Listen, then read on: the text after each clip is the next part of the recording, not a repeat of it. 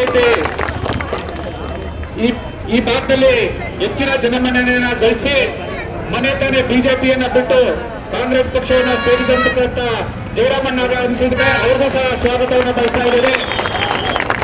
ಅದೇ ರೀತಿ ನಮ್ಮ ಈ ಭಾಗದ ಜಿಲ್ಲಾ ಪಂಚಾಯತಿ ಸದಸ್ಯರು ಸಂಘಟನಾ ಚತುರ ಆಗಿರ್ತಕ್ಕಂಥ ಅಚ್ಯುತ್ ರಾಜು ಅವರು ಬಂದಿದ್ದಾರೆ, ಅವ್ರಿಗೂ ಸಹ ಸ್ವಾಗತವನ್ನು ಬಯಸ್ತಾ ಇದ್ದೇವೆ. ಈ ಭಾಗದಲ್ಲಿ ಬೇಕಾದಷ್ಟು ಅಭಿವೃದ್ಧಿ ಕಾರ್ಯಗಳನ್ನು ನಮ್ಮ ಸಂಸದರು ಮಾಡಿದ್ದಾರೆ. ಈ ಭಾಗಕ್ಕೆ ಕಾವೇರಿ ನೀರನ್ನು ಕೊಡಿಸಿದ್ದಾರೆ.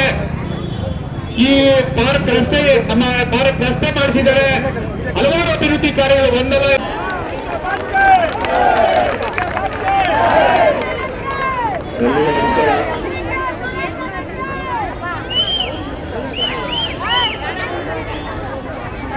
ಎಲ್ಲ ನನ್ನ ತಾಯಂದಿರು, ಎಲ್ಲ ನನ್ನ ಸಹೋದರ ಸಹೋದರಿಯರೇ, ನಾಗರಿಕ ಬಂಧುಗಳೇ, ಎಲ್ಲ ನನ್ನ ಯುವ ಸ್ನೇಹಿತರೆ, ಪಕ್ಷದ ಮುಖಂಡರು ಹಾಗೂ ಕಾರ್ಯಕರ್ತ ಬಂಧುಗಳೇ, ಬಮಲ್ನ ಮಾಜಿ ಅಧ್ಯಕ್ಷರಂತ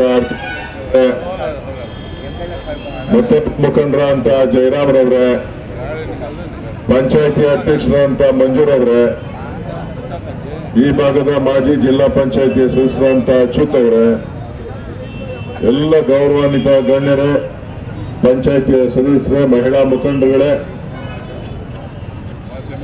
ಸ್ನೇಹಿತರೆ, ಇವತ್ತು ಸಾಧ್ಯ ಆಗಿರಲಿಲ್ಲ.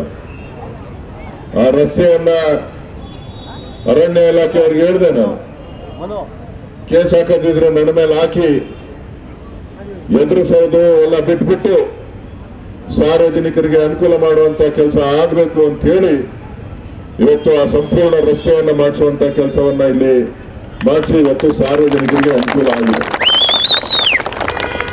ಆದ್ರೂ ಬಹಳ ಸಂತೋಷದಿಂದ ಹೇಳ್ತೇನೆ,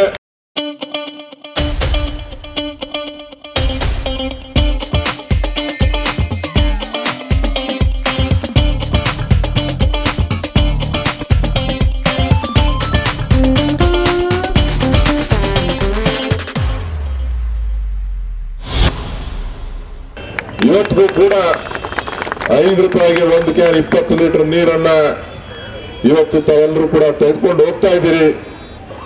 ಬಹುಶಃ ನನ್ನ ಲೋಕಸಭಾ ಸದಸ್ಯರ ಅನುದಾನದಲ್ಲಿ ಸುಮಾರು 300ಕ್ಕೂ ಹೆಚ್ಚು ಶುದ್ಧ ಕುಡಿಯುವ ನೀರಿನ ಘಟಕಗಳನ್ನು ಪ್ರಾರಂಭ ಮಾಡಿ ಸಾರ್ವಜನಿಕರಿಗೆ ಅನುಕೂಲ ಮಾಡುವ ಕೆಲಸವನ್ನ ಮಾಡ್ತಾ ಬಂದಿದ್ದೇನೆ. ನ್ಯಾಷನಲ್ ಪಾರ್ಕ್ ಆ ರಸ್ತೆಯನ್ನ ಅಭಿವೃದ್ಧಿ ಪಡಿಸಲಿಕ್ಕೆ ಇರ್ಬೋದು. ಅಕ್ಕಿಪಿಕ್ಕಿ ಕಾಲೋನಿ ಇವತ್ತು ಇಲ್ಲಿ ಬುಡಕಟ್ಟು ಜನಾಂಗದವರು ಸುಮಾರು 60 ವರ್ಷದಿಂದ ಇಲ್ಲಿ ವಾಸ ಮಾಡ್ತಾ ಇದ್ದಾರೆ. ಅವ್ರಿಗೆ ಯಾರು ಕೂಡ ಜಮೀನನ್ನ ಮಂಜೂರಾತಿಯನ್ನ ಮಾಡಿಸ್ಕೊಟ್ಟಿರ್ಲಿಲ್ಲ. ಇವರ ಸಂಖ್ಯೆಯ ಅಕ್ಷರ ಗುರುತಿಗೆ ತಾವು ಮತ ನೀಡಬೇಕು ಅಂತ ಹೇಳಿ ತಮ್ಮಲ್ಲಿ ಕೈಗೊಳ್ಳಿ ಪ್ರಾರ್ಥಿ ಮಾತಾಡುತ್ತಿದ್ದಾರೆ. ಕೆಲಸ ಕಾಂಗ್ರೆಸ್ ಸರ್ಕಾರ ಇವತ್ತು ನಿಮಗೆ ಮಾಡ್ತದೆ. 5ನೇ ಗ್ಯಾರಂಟಿ ಜೊತೆಗೆ 6ನೇ ಗ್ಯಾರಂಟಿ ನಿಮ್ಮ ಮನೆಗೆ ಕಾಂಗ್ರೆಸ್ನಿಂದ ಕಾವೇರಿ ನೀರನ್ನ ಕೊಡುವಂತ ಯೋಜನೆಯನ್ನ ನಾವು ಅನುಷ್ಠಾನ ಮಾಡ್ತಾ ಇದ್ದೇವೆ.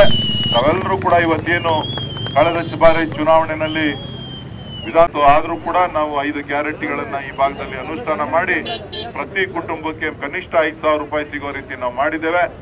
ಮುಂದಕ್ಕೂ ಕೂಡ ಈ ದೇಶದಲ್ಲಿ ಕಾಂಗ್ರೆಸ್ ಪಕ್ಷ ಅಧಿಕಾರಕ್ಕೆ ಬಂದ್ರೆ 1 ಲಕ್ಷ ರೂಪಾಯಿ ಹಣವನ್ನ ಮಹಿಳೆಯರಿಗೆ ಕೊಡ್ತೇವೆ ಅಂತ ಹೇಳಿ ಮಲ್ಲಿಕಾರ್ಜುನ ಖರ್ಗೆ ಅವರು ಘೋಷಣೆಯನ್ನ ಮಾಡಿದ್ದಾರೆ. ನಾವೆಲ್ಲ ಕೂಡ